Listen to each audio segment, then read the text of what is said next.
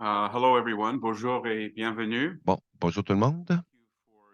Merci de vous être joints à nous aujourd'hui pour cette réunion de CABAM. Merci de vous joindre à nous aujourd'hui pour cette réunion du conseil d'administration du CABA-MC.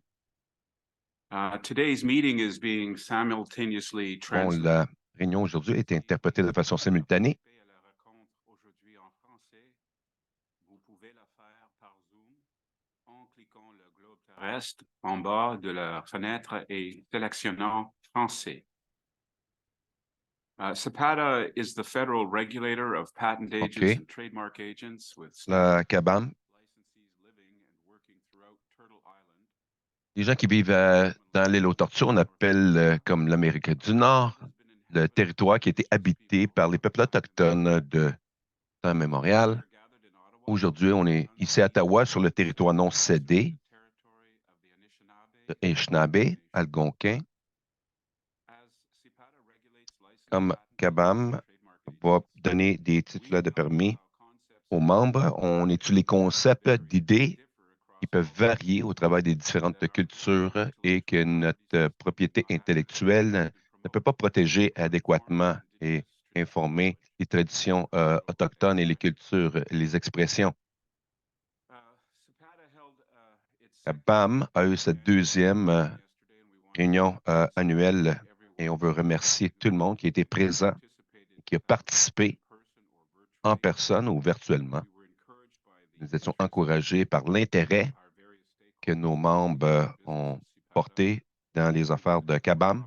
C'est une opportunité importante pour CABAM de grandir en tant qu'organisation et d'entendre des titulaires de permis, des façons dans lesquelles on peut protéger l'intérêt public et faire avancer les buts de l'acte CABAM. Je veux tourner maintenant au projet de loi. Ça va être ma dernière réunion en tant que président et je passerai le bâton à un nouveau président, une présidente. Et avant de faire ça, je peux simplement noter qu'avant la primaire, à partir de notre standard, nos procédures standards pour les réunions, nous demandons au directeur d'examiner l'agenda à l'avance et pour nous aviser s'ils sont conscients de conflits d'intérêts ou possibles conflits d'intérêts. L'exception de une qui a été identifiée avant la réunion d'aujourd'hui. Je vais simplement demander à ceux alentours qui sont présents dans la réunion s'ils sont conscients de d'autres conflits qui veulent le clarifier à ce moment. On n'en voit aucun. Je veux noter pour le dossier, à cause de la prochaine motion, qui est la motion d'élire un nouveau président qui doit être passé par une majorité du comité, le nominé pour cette position.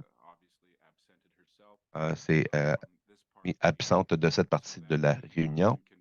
La motion peut être considérée acceptée par le Conseil. C'est le premier item sur l'agenda et j'aimerais tourner là maintenant.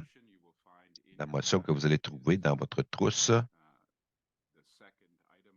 Le deuxième item sur l'agenda est la motion que ce soit résolu que Mme Ruth McHugh soit élue présidente du Conseil pour un terme mandat de 2 ans. On a besoin de quelqu'un pour seconder la motion. Iris et Jeff vont seconder. Y a-t-il une discussion? Personne qui lève la main. Je vais demander le vote tous en faveur, porté de façon unanime. Est-ce qu'on peut demander maintenant à une nouvelle présidente de rentrer, s'il vous plaît?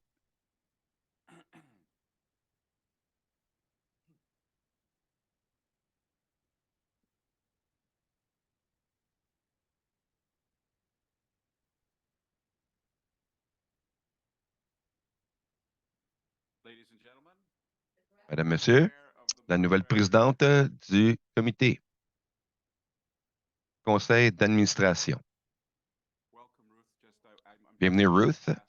Je vais demander une dernière question. Merci beaucoup pour tout l'aide que tu m'as donné en tant que vice-président et un membre du conseil. Je ne peux pas te dire à quel point j'ai aimé travailler avec toi ces dernières années et j'ai vraiment hâte de travailler avec vous sous votre leadership. Je suis vraiment ravi que tu aies pris cette position dans cette entreprise. Merci beaucoup, Tom. Merci tout le monde. Vraiment, Tom, wow, quel tourbillon ça a été et merci pour tout ton leadership avec toi à la tête. On a navigué des eaux difficiles dès le début quand on n'avait même pas une rame pour ramer. Donc, merci tout ça. Merci à vous tous. Judah, ton équipe extraordinaire. Merci à tout le monde pour votre soutien. Nous avons fait beaucoup de travail. Nous avons beaucoup à faire encore. Donc, je crois que nous avons la bonne équipe en place alentour de la gestion, l'équipe exécutive et alentour de la table pour accomplir le tout. Donc, merci beaucoup. Judah, est-ce que tu veux simplement que je continue avec l'ordre du jour?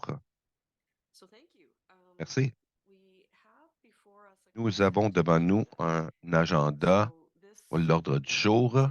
Et ce qu'on propose, c'est que c'est traité par consentement, adoption à l'unanimité. Et les directeurs peuvent chercher les clarifications, demander des questions, fournir des commentaires, des choses comme ça, sans en fait enlever quoi que ce soit de l'ordre du jour. Les directeurs peuvent demander un item à être enlevé. Je n'ai aussi reçu aucune demande. Tom, est-ce que tu en as reçu? Donc, je vais demander maintenant, est-ce que vous voudriez enlever quelque chose dans l'ordre du jour? Donc, nous avons 2 minutes, mars 2, mars 24, le rapport de l'audit et du risque, l'investigation, les rapports de discipline, comité de vérification des risques, rapport de comité d'enquête, le rapport de comité des disciplines. Il y a beaucoup dans cet ordre du jour et excusez-moi que vous avez lu tout le matériel. Je vais te demander si vous avez des pensées, des commentaires avant de tabler les 2 motions. Donc, la résolution en bloc, Donc,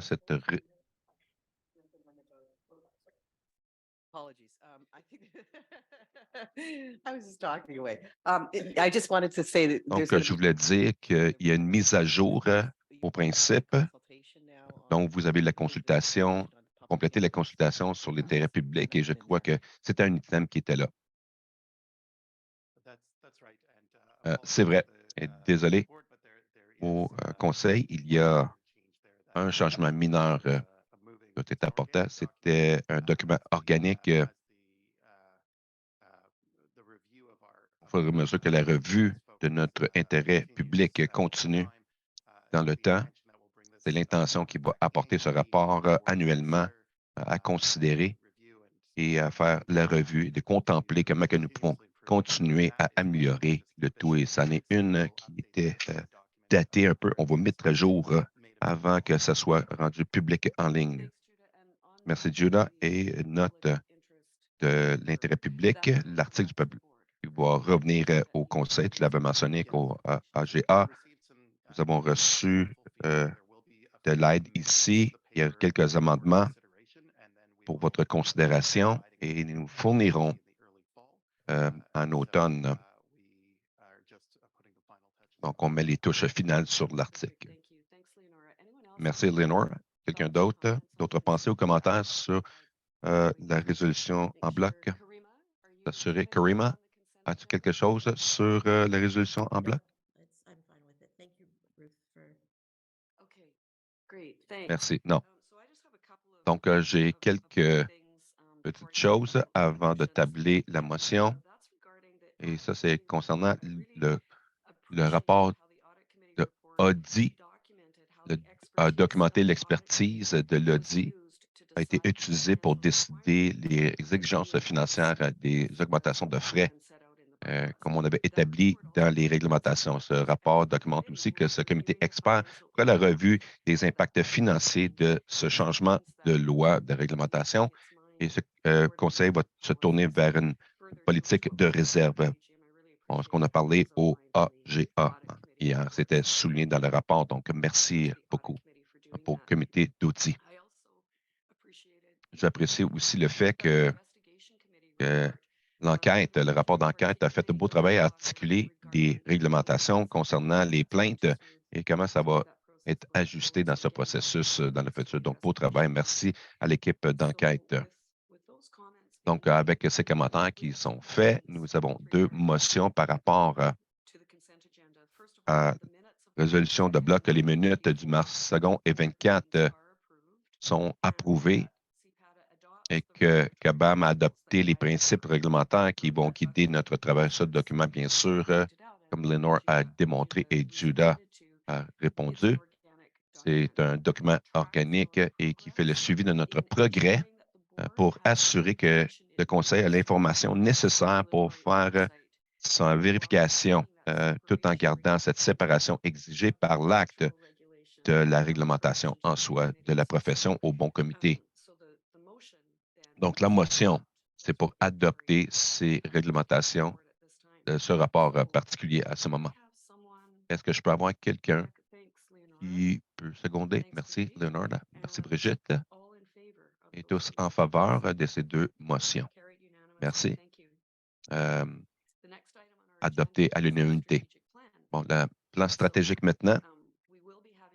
Nous allons avoir une proposition pour approuver telle que démontrée, mais avant de tabler, Julia, je vais te donner le micro pour donner quelques commentaires. Merci, Ruth. Le plan stratégique, c'est un document qui est les réglementations vont utiliser pour pousser l'ouvrage dans les différentes priorités qui ont besoin d'être vérifiées et au triage. Il y a une compréhension, une vision partagée pour les domaines clés de travail qui ont besoin d'être faits. La planification stratégique sont venues sur différentes formes dans le temps pour différentes réglementations, différentes entreprises. C'était pas commun dans le temps d'avoir un plan stratégique de 5 ans, une longue piste, mais le monde avance rapidement maintenant. Les plans de 5 ans sont souvent post-datés. Surtout ceux d'entre nous qui peuvent se souvenir de la pandémie, savons que ces plans stratégiques ont rapidement sont éloignés. Donc, ce que nous avons préparé, que le Conseil a ajusté dans le temps, c'est un plan stratégique qui va nous porter au travers du reste de 2023 et 2025. C'est une courte fenêtre, un court plan parce que beaucoup de réglementation à créer. Donc, ce que nous avons fait, que nous allons avoir comme un document séparé disponible sur notre site Web et disponible en anglais et en français, que nous allons publier le plan stratégique tel qu'approuvé dans un document de 2 pages en anglais. C'est un peu plus long en français pour que ce soit vraiment un document qui est facile à digérer et à comprendre pour le public, pour les détenteurs de permis et ceux qui sont intéressés dans notre travail. La première page décrit notre structure de réglementation, ne décrit pas le tout. Il y a beaucoup, nous sommes responsables pour beaucoup en tant qu'organisation, par statut, par réglementation, par loi, réglementation et politique et prise de décision.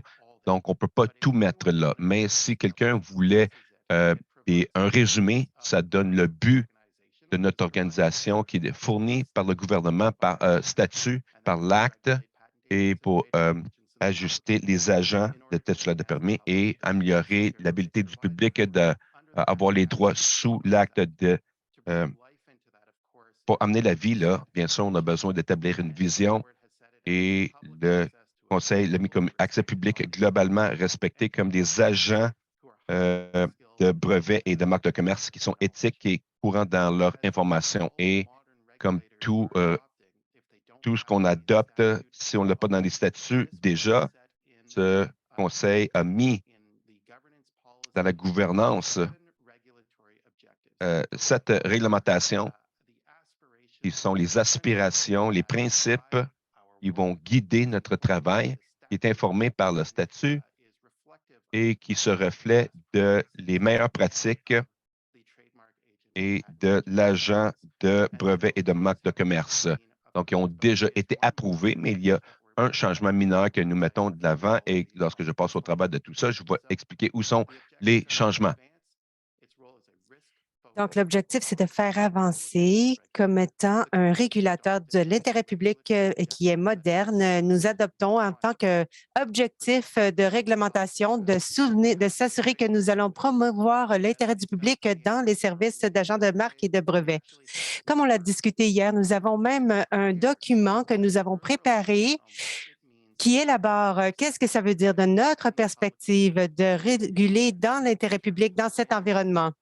Le terme intérêt public est un terme public qui est utilisé dans presque tous les modèles professionnels réglementaires pour indiquer que le régulateur doit s'assurer qu'ils vont former, avoir une politique pour former les agents et d'avoir la perspective du consommateur au-delà de ceux qui sont régulés, mais aussi il faut considérer la perspective, bien sûr, de ceux qui sont régulés également.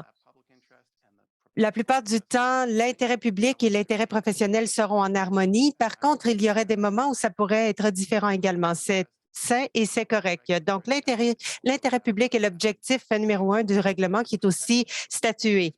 Deuxièmement, c'est de protéger ceux qui utilisent des services d'agents de brevets et de marques de commerce. Troisièmement, promouvoir la livraison des services et la protection des droits de propriété intellectuelle. 4, améliorer l'accès et promouvoir la compétition dans la vision des services de brevets et de marques de commerce. 5, promouvoir l'indépendance de la profession des agents de brevets. Donc, ceci vient à la suite de plusieurs années avant la création du Collège. Nous avons reconnu que l'une des parties pourquoi il y avait une demande pour de la réglementation, c'était pour que ceux qui fournissaient les services professionnels puissent le faire dans un environnement où ceux qui venaient les voir savaient qu'ils faisaient affaire avec des professionnels qui maintiendraient le niveau de confidentialité. Et aussi, dans certaines circonstances, ils seraient sujets à des privilèges d'agents de brevets ou de marques de commerce. Donc, c'est un développement très important dans la loi. Et en tant que régulateur ou organe réglementaire, nous voulons renforcer et soutenir cela. Une des façons de le faire, c'est de maintenir l'indépendance de la profession, l'indépendance du gouvernement par le statut qui nous gouverne et aussi par cadre ou notre modèle réglementaire. Septièmement, c'est de promouvoir la diversité, équité et inclusion dans la profession et aussi dans la livraison des services d'agents de brevets et de commerce. Il y a du travail à faire ici. Donc, le 6e point, c'est là qu'il y a un petit changement. C'est là qu'on a changé un peu de la terminologie pour dire surveiller au lieu de s'assurer. Donc, c'est un petit changement. Donc, l'esprit aspirationnel est toujours là, mais ce n'est qu'un petit changement mineur pour les objectifs réglementaires qui sont présentés pour la considération du Conseil. Si on va à la deuxième page du document, qui était la page 26 en anglais, donc, le cadre stratégique a été développé en regardant à 5 piliers clés de travail.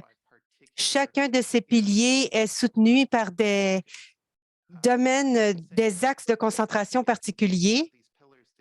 Donc, je dirais que si vous pensez à ces piliers ensemble, ils aident à bâtir la structure, mais ils s'interconnectent également. Donc, c'est ici que le travail doit être fait. L'intention n'est pas de mettre en silo aucun des efforts. L'objectif de ces piliers est de renforcer la stabilité de l'organisation. Donc, le premier pilier est l'infrastructure organisationnelle et réglementaire. Donc, c'est une bonne façon de dire qu'on est encore en construction. Nous sommes toujours nouveaux, il y a toujours du travail à faire. Il y a certains points de base qui restent à mettre en place. Donc, ce pilier va vraiment aider à soutenir le travail réglementaire pour l'intérêt public que nous faisons. Nous en avons besoin pour bâtir l'infrastructure, par exemple, pour avoir un portail des titulaires de permis. En ce moment, nous n'avons pas de système en place, par exemple, pour permettre aux demandeurs de soumettre du matériel en ligne pour être approuvé, qui pourrait être immédiatement amené à travers la voie d'un portail. Donc, c'est un processus que nous travaillons, mais il y a des programmes disponibles pour automatiser ce travail, pour pouvoir sauver du temps et sauver des ressources.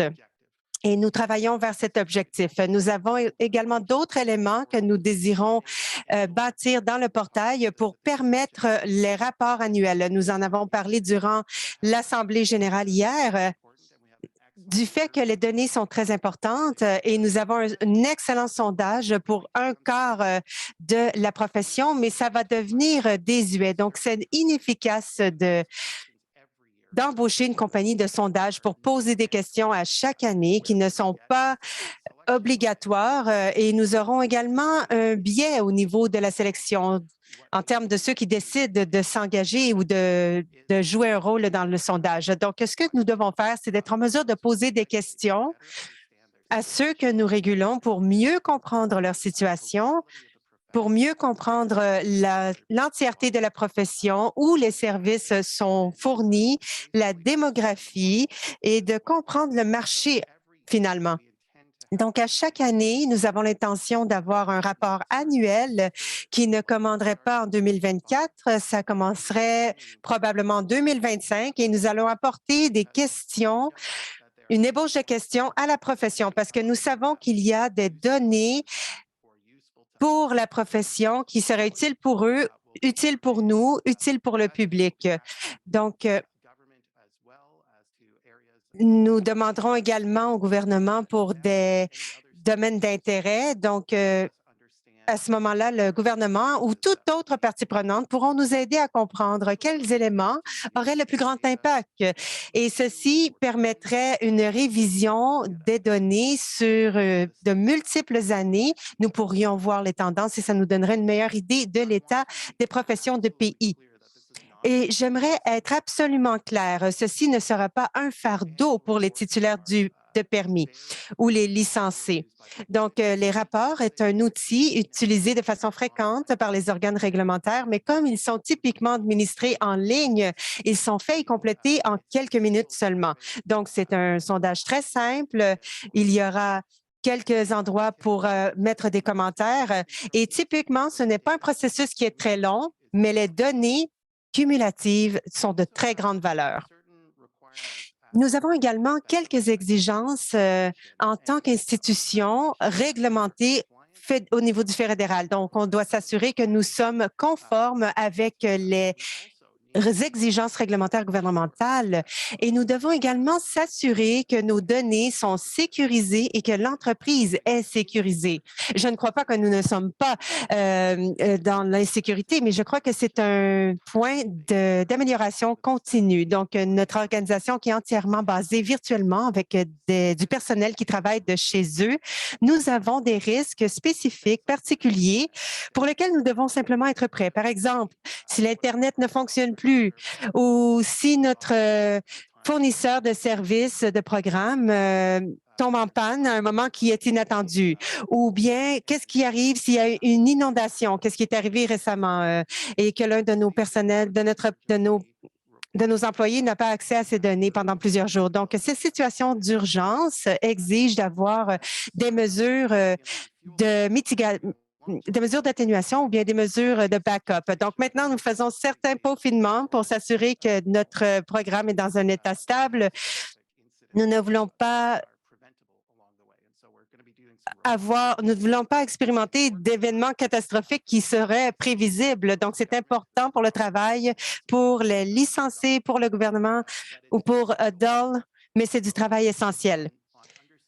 Nous allons également travailler sur la compréhension de EDI, donc l'équité, diversité et inclusion, et également de la réconciliation autochtone. Donc, je suis heureux de dire qu'à travers l'écosystème de la propriété intellectuelle, tout le monde est sur le même bateau avec ce travail important et tout le monde va de l'avant avec ce travail important. Ceci veut dire que nous pouvons apprendre du travail qui est déjà en progrès, qui est déjà en cours. Donc, il y a des programmes qui sont fantastiques où les connaissances autochtones sont soutenues, sont mises de l'avant. Nous savons également que EPIC ont des programmes où ils font des sondages à leurs membres et ils apprennent par rapport à la diversité de la profession, qui est fantastique. Nous, avec nos sondages initiaux, nous avons récolté ou collecté des données fantastiques par rapport à la diversité de notre profession. Donc, c'est une profession incroyablement diversifiée par rapport à d'autres professions. Nous avons plusieurs genres.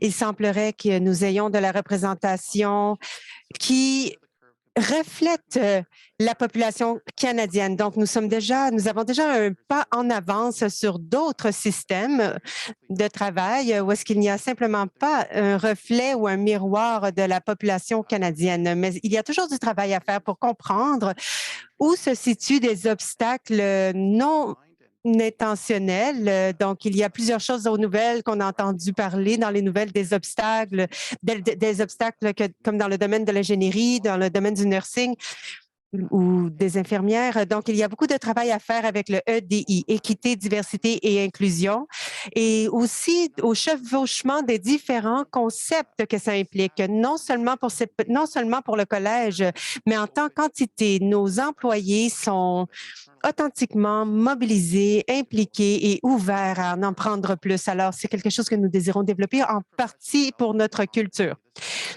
Donc, au niveau de la compétence, perfectionnement professionnel et compétences, donc ceci est un pilier significatif pour le collège au fur et à mesure que nous grandissons. Je ne pourrais pas vous dire assez à quel point le commentaire de la profession était incroyable. J'ai été vraiment stupéfait. C'était une surprise, une belle surprise. Et j'ai été inspirée par le nombre de personnes qui sont venues de l'avant pour participer, pour s'impliquer, pour remplir nos sondages, pour servir en tant qu'experts du sujet. Donc, nous avons eu un communiqué qui est sorti récemment. Il y avait beaucoup de contenu, donc un bulletin d'information et notre niveau d'ouverture est élevé. Nous avions 50 d'ouverture à l'intérieur de quelques heures. Donc, c'est remarquable par rapport à tout ce que d'autres organes réglementaires peuvent obtenir lorsqu'ils cliquent. Mais nous avons aussi vu qu'ils ont déroulé la page. Nous avions des experts en le sujet en français et nous avions plus de personnes intéressées dans les postes dont nous avons besoin dans les premières 24 heures. Donc, ça s'appelle de la mobilisation à son plus haut niveau. Je suis si reconnaissant. Nous sommes reconnaissants que ces professionnels IP s'impliquent avec nous dans ce travail important et le travail continue. Nous avons déjà lancé le cadre de compétences et il y a encore plus de travail au niveau professionnel de ce cadre qui arrive et nous continuons de travailler là-dessus. Donc, nous sommes confiant d'avoir un cadre complet à l'intérieur de ce plan stratégique. Donc, ce sont les blocs de fondation nécessaires dont on a besoin pour aller voir le public et dire, si vous vous demandez qu'est-ce qu'on fait tous les jours, je ne sais pas si vous connaissez le livre Richard Scarry.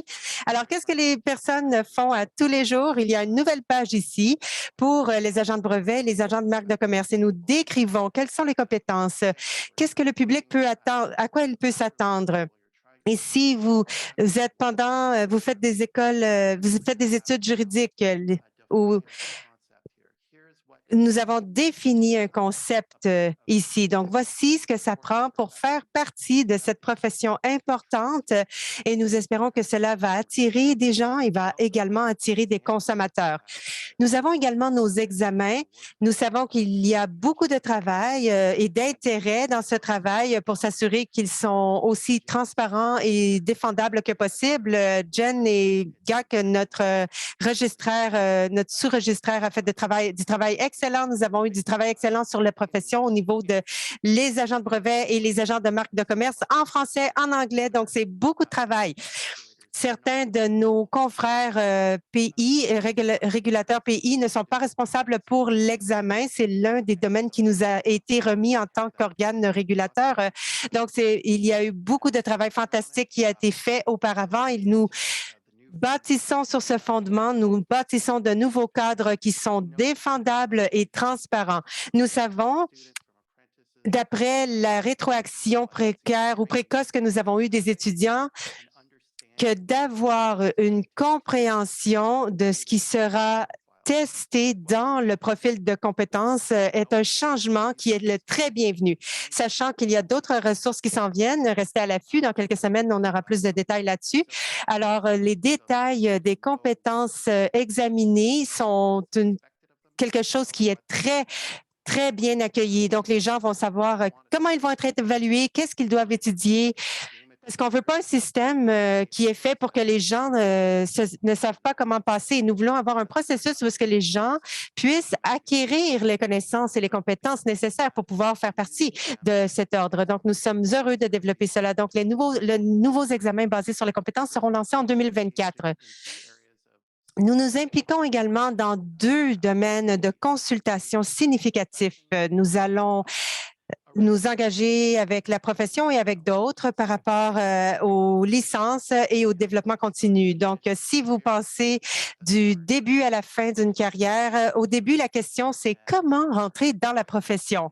Et pour un bon moment maintenant au Canada, l'approche a été que tu dois faire un stage de 2 ans ou être un apprenti pendant 2 ans et c'est suivi par des examens.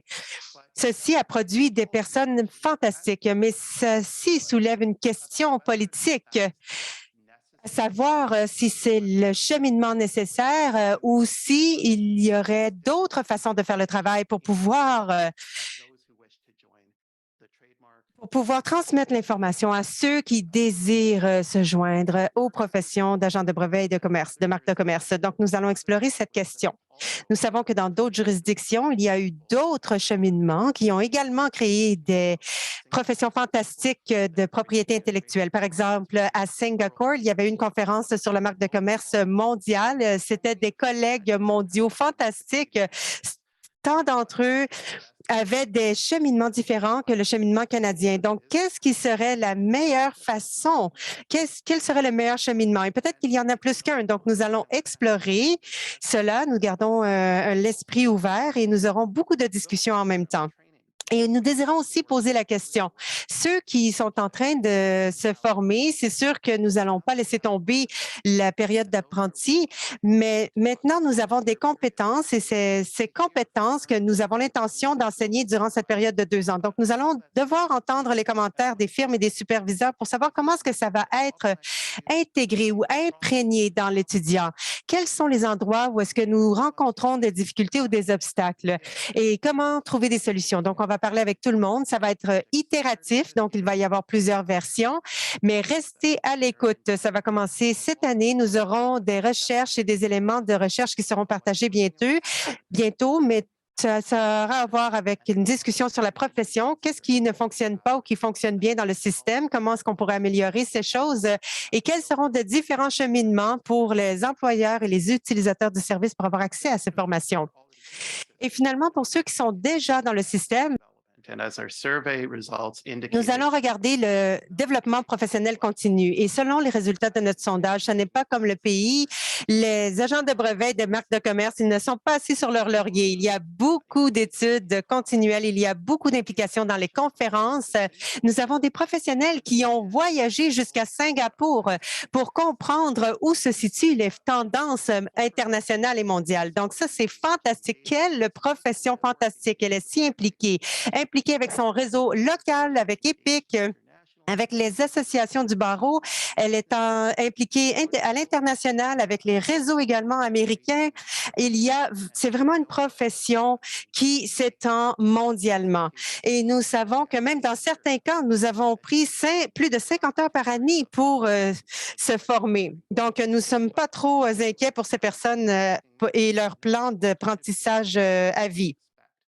Donc, ce que nous désirons savoir, à quoi le public s'attendrait? Quel serait le niveau minimum de formation continue pour s'assurer que ces agents n'ont pas simplement un tampon et ils sont prêts pour la vie parce qu'il y a une dégradation des compétences avec le temps et aussi parce que le monde change, les lois changent, les processus changent, à CIPO et à l'IPO changent. Donc, comment est-ce qu'on fait en sorte que les gens restent à jour, restent frais, restent disponibles et compétents? Donc, c'est quelque chose que nous allons regarder de plus près. Encore une fois, nous allons regarder la profession et le soutien qu'on peut faire. Qu'est-ce que tu fais déjà? Qu'est-ce qui fonctionne? Qu'est-ce qui ne fonctionne pas? Quelles seraient les suggestions? Il y a différentes façons de faire une formation continue en tant que régulateur, d'organe régulateur. Donc, Je vous dirais que ce ne sera pas un fardeau en termes d'exigence de rapport. Ça, je peux vous en assurer. Nous savons qu'il y a des personnes qui sont déjà réglementées et qui font déjà un peu de formation professionnelle continue. Alors, je présume que le Conseil va regarder cela. Si ça se fait en même temps avec le travail que tu fais en tant qu'agent de brevet ou de marque de commerce, ce sera un 2 pour 1. Mais nous aurons cette discussion. Nous allons continuer de consulter avec les professionnels. C'est quelque chose que nous allons lancer en 2024. Mais bien sûr, si quelqu'un aimerait nous contacter plus tôt, vous êtes les bienvenus. Donc, qu'est-ce qui arrive au niveau du perfectionnement professionnel et compétences? Alors, voilà, c'est ce qui se passe. Maintenant, nous avons la réglementation professionnelle. Nous en avons parlé hier à la GA. C'est aussi une zone grise parce que nous sommes nouveaux. Alors, ce que nous savons, c'est que nous avons un nouveau code de déontologie. Il a été fait avec un objectif. C'est une pièce fondatrice nécessaire que nous devons intégrer dans la profession. Donc, il y avait un code volontaire auparavant et c'est un travail excellent que l'EPIC a fait pour l'intégrer dans la profession. Et comme plusieurs autres groupes qui ont des codes volontaires, une fois qu'ils sont régulés, il y a un code obligatoire. Donc, il y a une phase de transition au fur et à mesure que les gens s'adaptent peut-être à une différente terminologie, des différents numéros, peut-être des domaines qui sont couverts ou non, ou peut-être des endroits qui sont pas peaufinés à différentes étapes. Donc, nous ne faisons que commencer, on comprend. Donc, on essaie de penser comment ce document organique va évoluer avec le temps. Donc, pour l'instant, nous devons mettre à la table. Donc, c'est un nouveau document et certaines personnes qui sont nouveaux dans la profession et pour qui le code obligatoire est un nouveau concept. Alors, cette année, nous allons faire plus de formation ou d'éducation par rapport au code. Alors, restez à l'affût pour cela. Nous considérons également une évaluation et si les gens sont préoccupés par des règles particulières, vous pouvez nous en faire savoir. Mais il y a des mises à jour et c'est aussi un peu à être déterminé parce que le gouvernement doit le signer. Donc, avec les changements réglementaires, nous allons prendre un peu plus de temps. On va laisser ceci percoler un peu plus pour qu'on puisse en retirer toute sa saveur et ensuite nous pourrons revenir et effectuer les changements lorsque le moment sera opportun. Nous allons également faire un suivi de l'expérience de discipline. C'est très important. On continue d'avoir des plaintes. Ce n'est pas encore clair quel sera le volume et ce n'est pas encore clair quelle sera la sévérité ou la gravité des risques et quelle sera aussi la complexité des enquêtes ou même les apparitions en cours.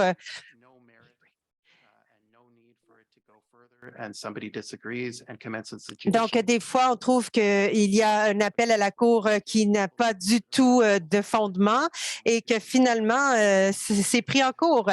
Des fois, vous pensez que vous pouvez régler une situation à l'amiable, mais la personne va désirer aller en cours. Alors, ceci fait partie du processus. Il nous reste qu'à voir et nous développons nos nos éléments au fur et à mesure que nous avançons.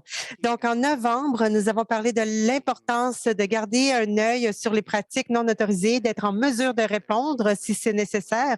Et c'est sûr, s'il y a des situations à haut risque où le public est affecté par la façon que les agents se comportent. Par exemple, ils se sauvent avec l'argent. Non seulement c'est un exemple d'un acte criminel, c'est un exemple également où nous devrions prendre des mesures avec la loi. Donc, nous devons être prêts pour les risques significatifs ainsi que des éléments du jour le jour. Nous gardons également nous gardons l'œil sur le IPH et le privilège. Donc, c'est un concept qui est avant le collège. Et il y a quelques préoccupations par rapport à savoir si ce privilège est correct, étant donné qu'il y a une profession régulée qui donne des services légaux à des clients qui pourraient s'attendre que les éléments confidentiels de leur dossier ne seraient pas sujets à le pouvoir du subpoena. Donc, il y a des domaines de la pratique de la propriété intellectuelle, du travail des agents de brevet et des agents de marque, il y a des domaines où il y a des questions continues et c'est normal pour le privilège. Le privilège a commencé du common law et une doctrine principalement du common law. Donc, ça a évolué avec la loi sur des cas. Donc, ça a évolué. Dans le cas ici, le gouvernement du Canada a créé un nouveau privilège pour les clients qui utilisent les agents de brevets et de marques de commerce. Il y a au moins un cas qu'il a considéré. Il y a eu de différentes interprétations de ce que ça voulait dire pour la fenêtre de privilège. Donc, c'était quelque chose d'important à surveiller. Donc, on s'engage avec la profession, on parle avec d'autres pour savoir qu'est-ce que ça pourrait dire. Et l'intérêt public suggère que les privilèges des agents devraient être orientés. Donc, maintenant, nous allons passer au prochain pilier, les relations et les communications. Je suis nouveau, mais pas si nouveau. Donc, les petites roues de pratique je les enlève sur mon vélo. Donc, c'est mon temps, c'est le temps pour moi de passer un peu plus de temps avec la profession, avec le gouvernement, avec les innovateurs, avec la communauté de Canadiens et d'autres qui utilisent le système de propriété intellectuelle du Canada pour protéger des droits, pour mettre de l'avant l'innovation, de faire croître notre économie et de prospérer. J'ai eu des discussions préliminaires fantastiques avec plusieurs. Donc, le premier, c'était l'EPIC. J'ai eu plusieurs discussions fantastiques. On n'est pas toujours d'accord sur tout, mais nous avons eu des relations de travail solides au niveau du personnel et j'ai bien hâte de continuer à renforcer la mobilisation ou mon engagement avec EPIC et j'ai bien hâte d'avoir des opportunités d'être là encore une fois. Donc, j'ai hâte à leur conférence à eux à Winnipeg. Ce sera ma première fois à leur conférence annuelle, donc je suis ravie d'y être là et de rencontrer d'autres personnes, d'autres détenteurs de licences. Donc, ce sera aussi un bon moment pour continuer de travailler avec le gouvernement du Canada, avec CIPO, pour que, au fur et à mesure que tout le monde comprenne notre travail et que nous comprenions les changements qu'ils font qui vont avoir un impact sur notre travail. Nous allons continuer aussi de communiquer la valeur de l'approche canadienne parce que ceci est réellement unique. Le Collège a pris certains des meilleurs principes de réglementation et l'une des meilleures structures de réglementation et a ajouté une liste de choses à faire qui est beaucoup plus garnie que plusieurs autres régulateurs dans le domaine et même au niveau mondial. Donc, on a beaucoup de travail sur notre liste. Mais il y a un avantage fantastique pour les Canadiens et nous avons accès à des experts, les meilleurs experts mondiaux dans le travail de brevets, de marques de commerce. Et nous pouvons faire aussi du travail transfrontalier. Souvent, ils parlent d'autres langues. Ils parlent même des langues comme les mathématiques, l'ingénierie et d'autres choses, d'autres langues que je ne parle pas très couramment, comme avec des 0 et des 1. Donc, c'est de l'important. C'est des professions importantes que nous avons. Et au fur et à mesure que le public comprend qu'est-ce que c'est cette profession et que agent de brevet, c'est une profession réglementée. Ceci améliore la marque, ça améliore la qualité et la valeur. Et c'est utile pour que les consommateurs sachent qu'il y ait une assurance derrière chaque agent qui dessert le public et qu'il y ait des exigences au niveau de l'éthique et au niveau de la confidentialité. Donc, cette histoire a besoin de continuer à être communiquée à tout le monde et je vais continuer à le crier sur les toits. C'est vraiment une histoire incroyable faite au Canada. Donc, alentour de tout ça, nous avons toujours aussi de la gouvernance.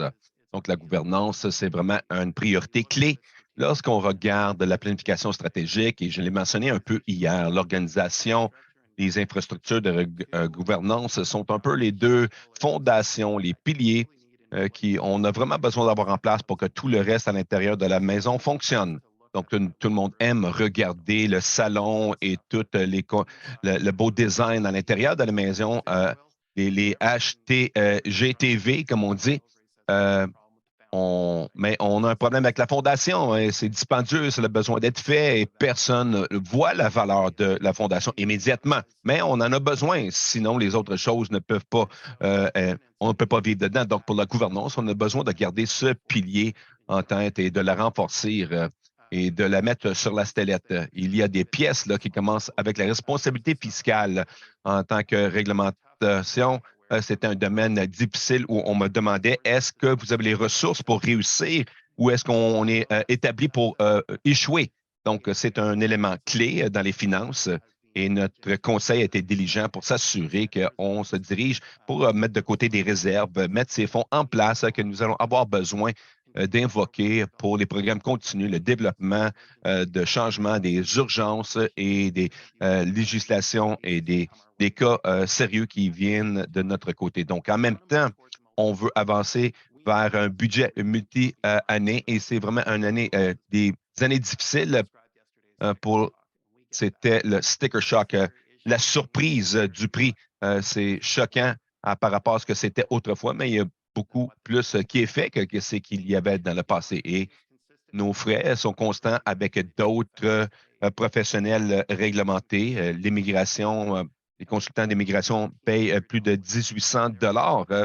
Il y en a 11 000 d'entre eux. Ils ont un personnel de 125 personnes. Ils ont une réserve qui est dans les millions. C'est ce que les régulateurs modernes ont besoin. On n'a pas 125 personnes, soyons clairs. On n'a pas 11 000 personnes. Donc, on a dû établir un frais qui est correct pour faire tout ce travail, pas simplement pour les licenciés ou les titulaires de permis courants, mais pour le futur. La responsabilité fiscale aussi devrait fournir moins de surprises. Nous savons qu'il y a des surprises, que c'était une décision difficile pour le conseil. C'était un scénario difficile à voir en tant que personnel, de voir où nous étions et comment on opérait sur une marge très mince, mais nos lois établissent les frais où ils seront pour 2024 et ensuite ils sont indexés dans l'inflation, une calculation d'inflation d'ici et vers l'avant. On ne devrait pas être inquiet d'une super augmentation qui va suivre. C'est là où nous attendons d'avoir la base et fondé sur ça, nous allons développer des plans multi-années, commencer en 25 ils vont commencer une fois qu'on a le sentiment de combien sont dans la profession en 2024. On va travailler vers le budget 25 avec une projection multi-année qui sera basée sur les vrais chiffres de licenciés ou titulaires de permis seront, le revenu qui peut être attendu et le programme, le coût de programme.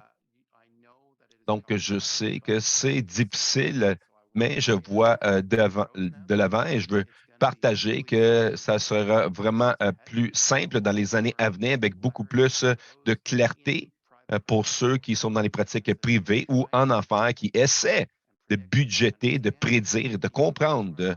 On peut regarder dans les lois pour les calculs basés sur le coût de la vie, l'index de la vie pour 2025, 26, 27, mais de savoir qu'il n'y a pas plus de surprises. On doit parler aux employeurs et voir ce qui va arriver à la suite. On peut dire que c'est le nouveau normal, mais que ça serait plutôt par incrément dans le temps après ceci. Donc, la responsabilité fiscale, c'est vraiment une pièce importante du plan stratégique. Ensemble avec la gouvernance efficace du Conseil, nous avons des gouvernances robustes déjà en place par statut et par nos nouvelles lois qui sont en place, les réglementations en droit. Et avec les changements de loi qui sont faits dans les départements de justice, certaines pièces, éléments sont cimentés et nous allons devoir faire un peu plus de travail pour mettre la gouvernance et nos politiques en place correctement. Il y en aurait moins et ils seront plus serrés parce qu'il y en a qui se sont déplacés dans les réglementations. Mais plus généralement, nous allons se concentrer et assurer que les directeurs et les comités ont les compétences et les formations nécessaires pour avancer dans l'organisation. Nous savons que la propriété intellectuelle, c'est un créneau spécial pour nos investigations et il y a plusieurs différentes exigences, plusieurs différents domaines et de compétences que les gens ont besoin pour faire ce travail bien. Et nous développons des plans pas que nous ne l'avions pas déjà fait, mais par exemple, on avait des formations sur les pays 101 pour quelques-uns de membres de comité, un 201 qui arrive bientôt. Mais pour le conseil aussi, il y a différents domaines qui rentrent à la ligne de compte pour gérer une organisation, pour servir comme fiducie et de continuer dans le collège et d'assurer sa longévité et son succès à long terme. Donc, nous allons soutenir le conseil avec l'éducation. Aussi, nous allons continuer à travailler sur la composition du conseil. Typiquement, ils ont des termes, des mandats et on a besoin de continuer à gérer ces gouvernances. Et la même chose avec le conseil, avec les élections, les mandats dans le temps, ça fait partie de la gouvernance que nous aurons besoin à faire au travers de la période de cette planification stratégique. Donc, ça, c'est les domaines principaux de travail. C'est beaucoup, oui, mais ce que nous avons essayé de faire, c'est de démontrer clairement pour la profession et pour le public des domaines dans lesquels nous allons besoin de continuer à construire des domaines qui sont toujours verts dans le temps et qui va nous aider à avancer la profession dans l'intérêt public et avancer le travail important du collège. Merci. Wow! C'était vraiment une belle présentation. Je veux maintenant ouvrir le plancher au conseil et demander pour des commentaires ou certainement des questions. Nous avons vu que le conseil a vu plusieurs itérations de cette structure parce que c'est organique et se développe dans le temps. Et bien sûr, nous avons des discussions assez fermes dans les dernières réunions. C'est ici pour l'approbation maintenant. Et donc, avant de prendre une motion pour approuver le plan stratégique et la structure, j'aimerais ouvrir le plancher maintenant aux commentaires. Karima, est-ce que je peux commencer avec toi? Y a-t-il quelque chose que tu aimerais partager ou questions sur le plan stratégique? Non, je crois qu'il a fait du beau travail, en fait, de parler de comment ça allait évoluer et de parler des priorités sur lesquelles nous allons nous concentrer. Donc, je n'ai rien d'autre à rajouter. Merci. Quelqu'un d'autre? J'ai cru vraiment que l'emphase sur les relations, les communications sera très important dans les années à venir.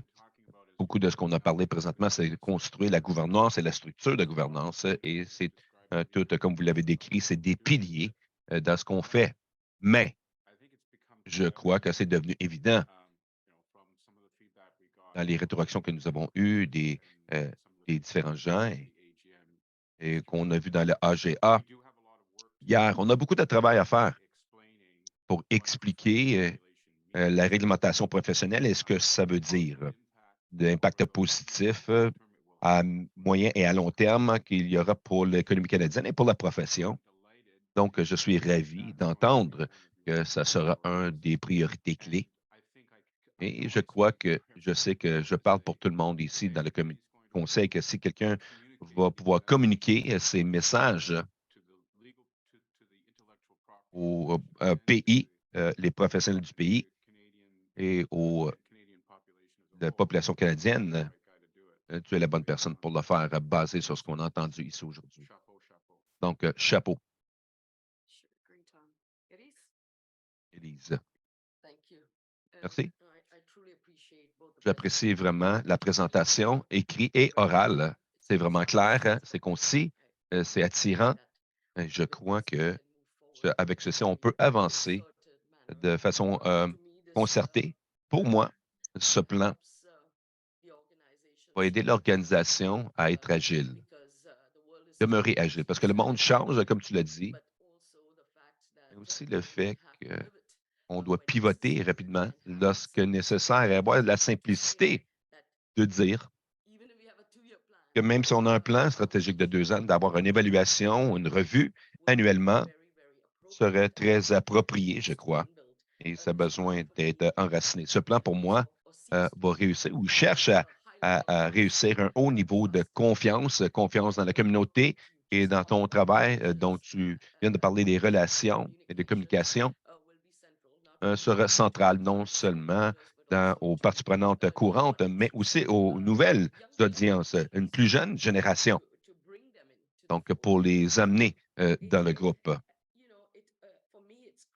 pour moi, c'est créatif, ça représente la créativité, ça représente la qualité, l'assurance qualité et qui donne la crédibilité dans le travail que nous proposons d'entreprendre. Et on espère que ça va lier les réalités de la communauté avec le marché global, les agendas globaux. Et central à tout ça, bien sûr, pour la réglementation fonctionne et soit prospère et faire une différence, je crois que le système, la composante éducationnelle, la qualité de ce qui est nouveau dans la spécialité et offrir, nos offrandes seront fondamentales pour notre succès. Donc, je suis d'accord en tant que membre et le comité de risque, je suis d'accord avec les propositions pour que les gens puissent dire, OK, nous allons faire ça de façon incrémentale là, et c'est une façon responsable de travailler, avoir un niveau de durabilité. Je crois qu'on est tous, on est prêt à travailler avec toi pour amener un succès. Merci. Merci, Elise. D'autres commentaires des membres du conseil? Merci. Judah, je voulais dire, c'est une belle présentation. Je sais que toi et l'équipe ont mis beaucoup d'efforts dans ce rapport. Il y a une bonne fondation. Nous avons tous fait beaucoup de travail en tant qu'anciens membres de conseil et d'avoir les bonnes places en place, mais l'exécution, c'est tout. Et maintenant, nous avons hâte de travailler avec toi et de te soutenir pour exécuter le tout et l'amener vers la profession. Bien dit, merci. D'autres commentaires, pensées avant de tabler la motion? Andrew, ça résonnait vraiment sur le commentaire des relations. Je crois que tu as mentionné là, pour les innovateurs canadiens aussi. Je sens qu'il y a, en parlant avec différentes personnes, c'est un peu un domaine inconnu, mais quelle est la demande? Où sont les failles? Et donc, on est vraiment ravis de cet aspect. Nous avons une grande quantité sur l'assiette, mais vraiment excitant d'entendre le tout. Beaucoup du côté marque, de commerce et beaucoup de choses qui sortent du Canada et une belle technologie d'innovation qui sort du Canada. Qu'est-ce que nous avons besoin, les progressions que nous avons besoin. Donc, c'était un bel ajout. Excellent point. D'autres pensées ou commentaires? Donc, je vais tabler la motion maintenant, que ce soit résolu, que le Conseil approuve le plan stratégique de 2023 à 2025 tel que présenté. Est-ce que je peux avoir quelqu'un qui va faire la motion et secondé par Tom? Merci. Tous en faveur? Excellent. De façon unanime. Merci, Karima. Je voulais m'assurer que j'ai vu. Oui, j'avais levé ma main aussi. Oui. Beau travail. OK. Merci beaucoup. Sur la note de Karima, maintenant, nous allons passer à la section 5 de l'agenda, qui est le rapport de la gouvernance. Et il y a un nombre de motions, incluant une qui, Karima, sera appointée comme président de ce comité, et une motion à la tour de les termes revisés. Donc, Karima, je me demande si tu peux possiblement t'excuser. Je ne crois pas que tu as besoin de te sortir, mais bon. Donc, avec Karima maintenant hors de la salle, je vais tabler les deux motions. Première que Karima est appointé comme président du comité et la gouvernance comité revisé de référence est établie dans le rapport. Sont approuvées. Donc, ces motions sont sur la table. J'aimerais ouvrir le plancher pour toute discussion ou commentaire ou question. Judah. Je voulais simplement souligner pour ceux possiblement qui regardent la réunion que les changements au terme de référence sont le résultat d'un effort pour ajuster la structure de gouvernance. Aussi, avant, nous avions quelque chose qui s'appelle la nomination, le comité de nomination. C'était un comité qui était en place pour assister avec les fardeaux au début de l'organisation.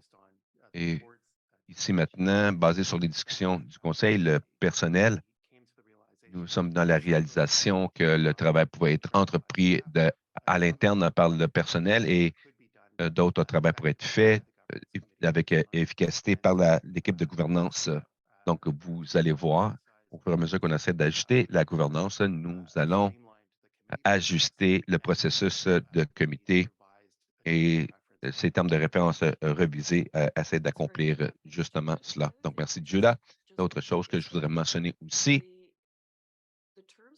les termes de référence pour la gouvernance indiquent que le président de la comité de gouvernance a besoin d'être un directeur. Donc, présentement, il y a 2 directeurs sur le comité de gouvernance, Amber et Karima. En tant que président du comité jusqu'à le 15 minutes, j'avais des conversations avec les 2 des directrices et c'était de façon déterminée, de façon collaborative que Karima entreprendrait ce rôle pour une année. Donc, durant cette année, Karima va diriger le comité de gouvernance pour créer un processus transparent et robuste pour les rendez-vous au comité, ou les mandats au comité. C'est le trouvaille que le comité de gouvernance va partager avec vous. Ça étant dit, les 2 motions sont sur la table maintenant. On va commencer avec la première pour appointer Karima Bawa comme présidente de la comité de gouvernance. Lenore et Elise, pour tous en faveur? Parfait. De façon unanime, merci. Jeff, fais-moi une façon maintenant d'appeler Karima de la laisser savoir de revenir. Vu que tu avais ton téléphone, oui. Et on va prendre la seconde motion avec Karima, qui sera de retour dans la salle.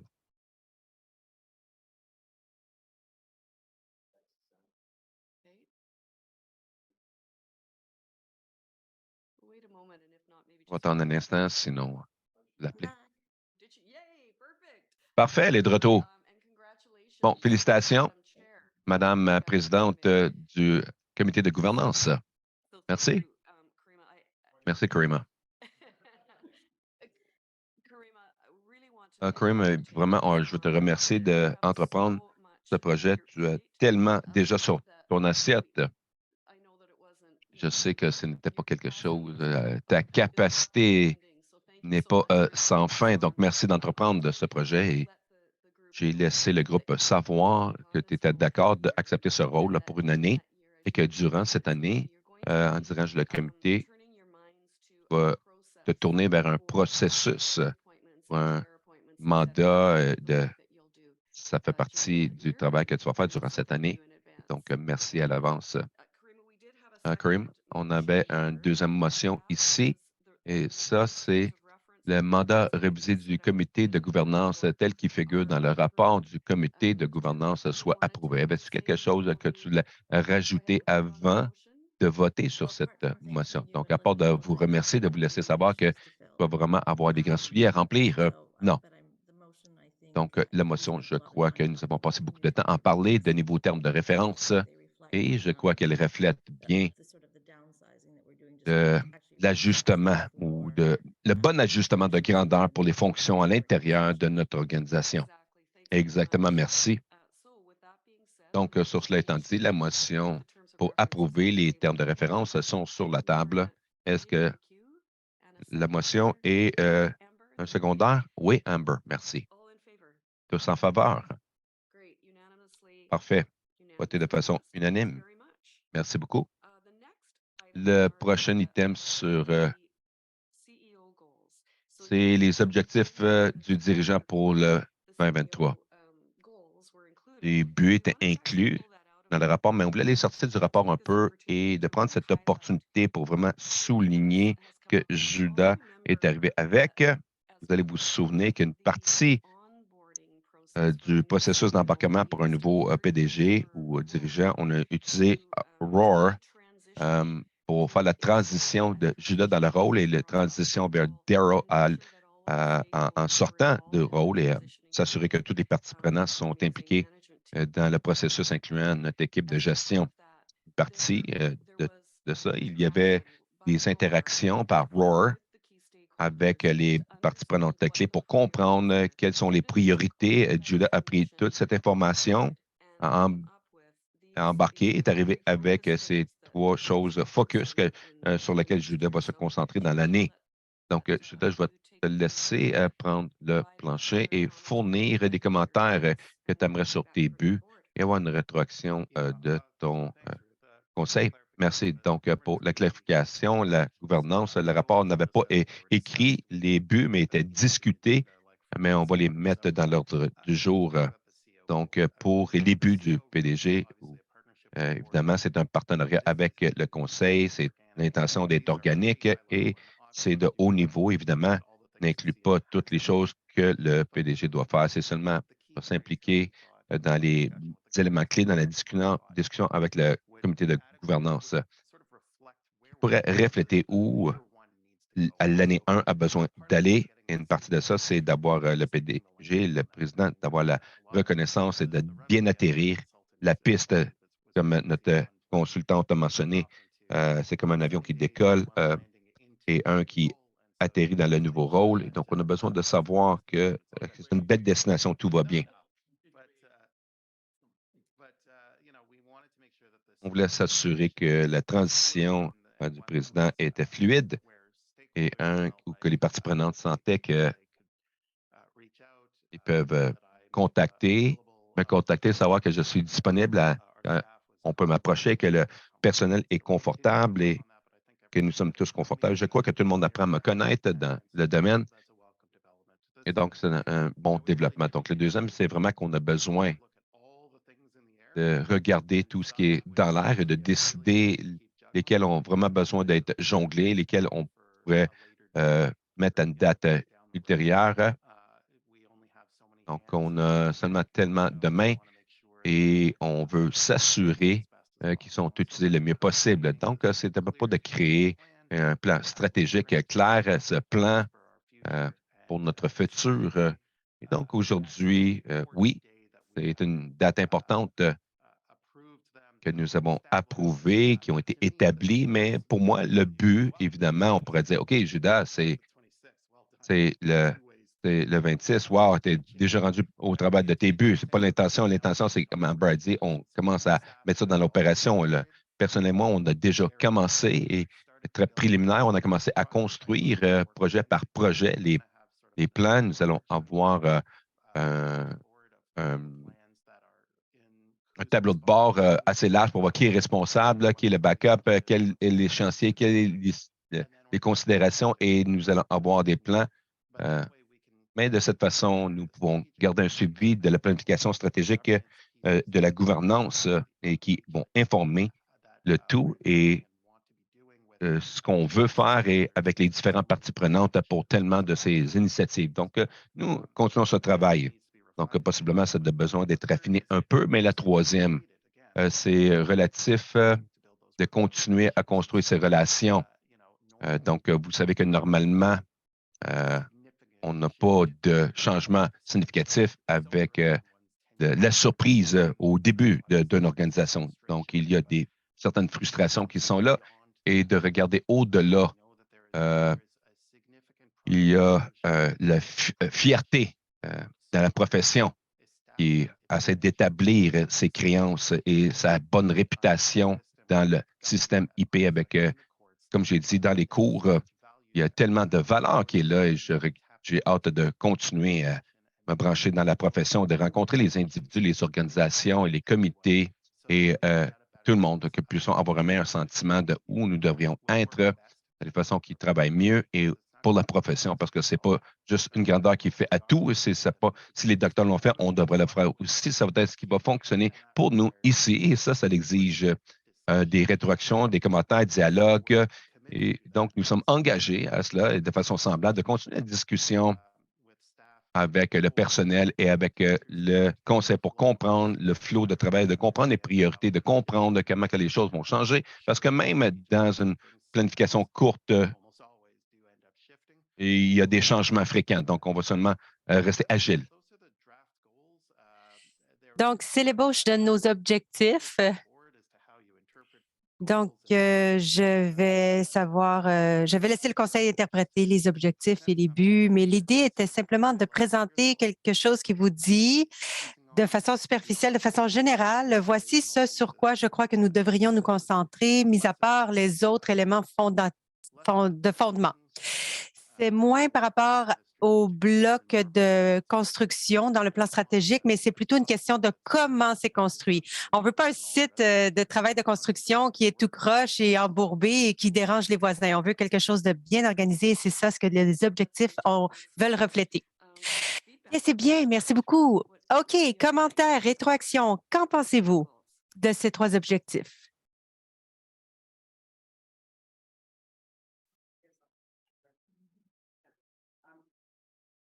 Inaudible pour l'interprète.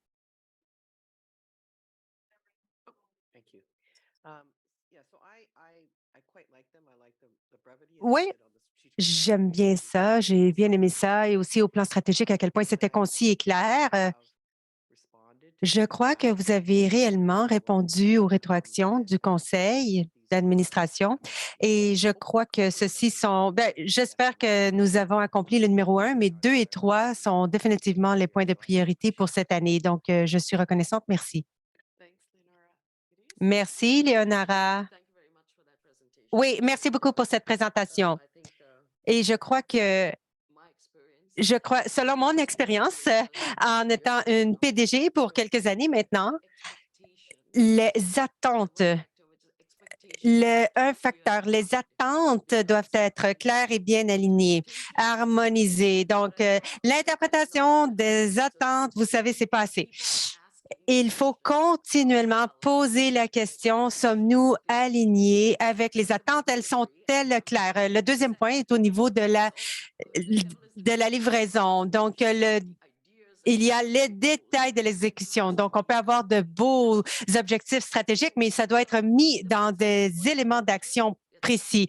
Donc, pour moi, selon moi, je fonctionne selon le principe que ce qui est mesuré est fait. Non seulement c'est fait, il y a également une appréciation qui est quantifiable, qui est basée sur des données probantes. Voici ce que nous avons atteint. Et finalement, le dernier point, c'est la séquence. On n'est pas obligé de tout faire en même temps parce que de s'épuiser ne fait pas en sorte nous ayons un bon plan stratégique. Donc, on n'est pas dans un marathon, on n'est pas dans une course aux 100 mètres. Nous sommes plutôt dans un marathon. Donc, il faut construire quelque chose et prendre le temps, quelque chose dont le Canada peut être fier au niveau mondial. Donc, gardons ça en tête. Et je crois que le Conseil ou le CA, dans d'autres rencontres subséquentes, pourrait tirer avantage de clarifier les attentes. Peut-être, par exemple, lorsque vous aurez développé votre plan de travail ou peut-être en cours de développement de ce plan de travail et de s'assurer que nous ayons les mesures pour mesurer le succès des initiatives. Et il faut aussi se souvenir que certaines initiatives pourraient être un échec. Certaines initiatives ont déjà vécu un échec parce que des fois, c'est 2 pas à l'avant et oups, on retourne un autre pas en arrière. Donc, c'est la fluidité nécessaire et nous devons mesurer cela pour s'assurer que nous avancions de façon réellement stratégique. C'est tout. Merci. C'est bien, Anis. Judah, est-ce que ça vous convient? Oui, merci. C'est bien que nous avons dit. Rosie a aimé l'ingénierie de d'autres façons. Je suis d'accord. Il va y avoir du travail à faire. Le travail du PDG, c'est de s'assurer que tout ce que nous faisons, c'est dans les limites d'un risque acceptable.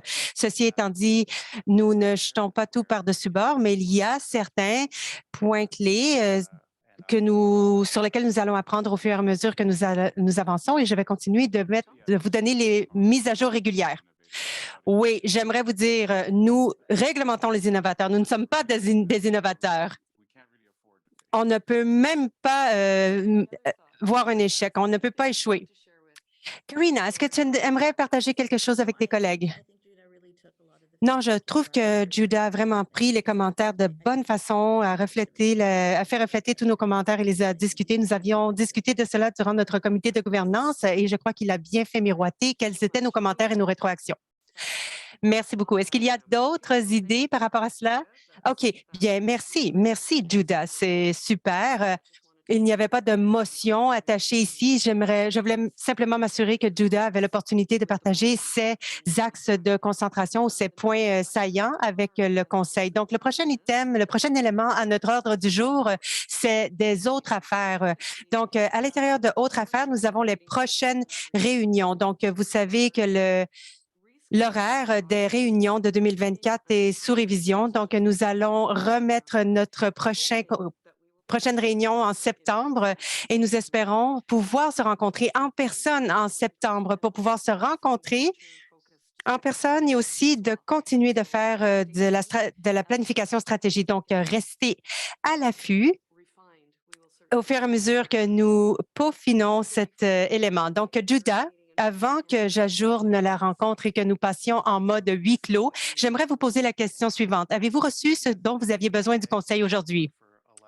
Oui, merci. Merci au Conseil de m'avoir permis d'être ici par rapport aux autres rencontres qui avaient été cédulées, comme la rencontre du mois de juillet qui est annulée et qu'on puisse prendre une pause cet été, va nous permettre d'avoir de l'espace additionnel pour pouvoir recharger nos batteries, reprendre notre souffle après ce qui fut un démarrage rapide.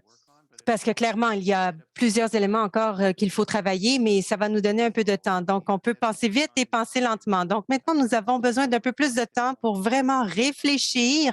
Ce ne sera pas fait du jour au lendemain. Donc, on a besoin d'un moment pour percoler, intégrer ces idées, et penser sur quel projet nous désirons commencer, quelle sera la séquence, quelle sera la mobilisation, avec qui devrons-nous parler pour s'assurer que nous sommes en position de rencontrer les attentes de tout le monde et ça prend du temps. Et en même temps, je crois qu'il faut prendre un pas de recul et être en mesure de se reposer.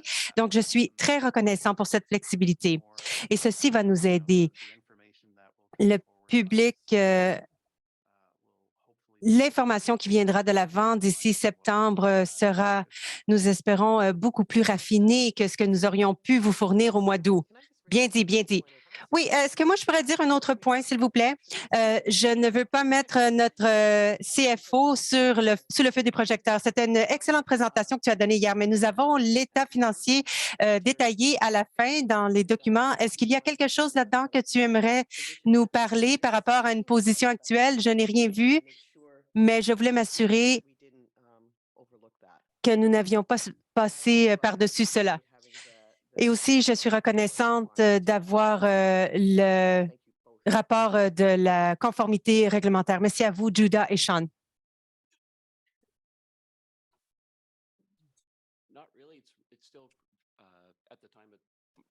Pas vraiment. C'est toujours au mois de mars dans les États. Donc, ce temps est toujours assez tôt pour pouvoir faire une prévision pour le reste de l'année. Mais ce qui est bien, c'est que le flux trésorier est très proche de ce que nous avions l'année passée au même mois.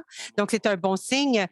Et presque toutes les dépenses étaient alignées avec le budget, excepté pour certaines rémunérations du comité par rapport au changement des rencontres des comités et des dates et leur structure. Donc, attendez-vous qu'il y ait un petit changement ici pour les projections. Mais il n'y a pas de drapeau rouge, mis à part que, comme Judah l'a dit hier, nous gardons l'œil ouvert sur le nombre de demandeurs de classe 1, mais le reste était assez en norme et bien aligné. Merci, merci. Léonard, merci d'en avoir parlé. Donc, j'aimerais aussi souligner en plus du mémo, il y avait une page, un aperçu rapide dans le document. Donc, je suis contente que tu aies incorporé cet aperçu rapide. Donc, le collège n'a pas fait faillite cette année. Moi, j'en suis très fière. C'est super. Donc, ceci étant dit, Judah, tu as dit que tu avais eu ce que tu désirais du conseil. Donc, l'équipe exécutive, est-ce qu'il y a l'équipe de direction, est-ce que vous avez quelque chose à dire? Vous, est-ce que vous avez obtenu ce que vous désirez de cette rencontre? Inaudible pour l'interprète.